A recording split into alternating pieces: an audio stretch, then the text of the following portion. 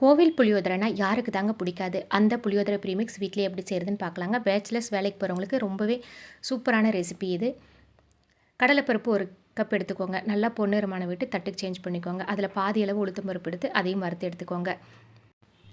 2 teaspoon மிளகு கொஞ்சம் சூடான விட்டு சீரகம் 2 டீஸ்பூன் 2யும் சேர்த்து பொன்னிறமான விட்டு தட்டுக்கு சேஞ்ச் பண்ணிக்கோங்க.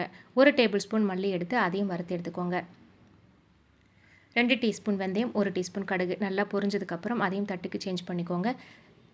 எள்ளு 2 டீஸ்பூன் அதையும் வறுத்து எடுத்துக்கோங்க.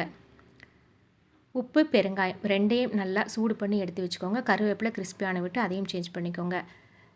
இது எல்லாத்தையும் சூடு ஆற வச்சுடுங்க. ஒரு கடாயில் நல்லெண்ணெய் 1 டீஸ்பூன் ஊற்றிட்டு 20 காஞ்ச மிளகாய் சூடானதுக்கப்புறம் அதே கடாயில் புளி 200 கிராம் மஞ்சத்தூள் 1 டீஸ்பூன் சேர்த்து சூடு பண்ணிவிடுங்க. ஆறினதுக்கப்புறம் இதை ஃபஸ்ட்டு அரைச்சிட்டு மற்ற பொருட்களையும் சேர்த்து அரைச்சிங்கன்னா டேஸ்டியான புளியோதரை ப்ரீமிக்ஸ் ரெடி.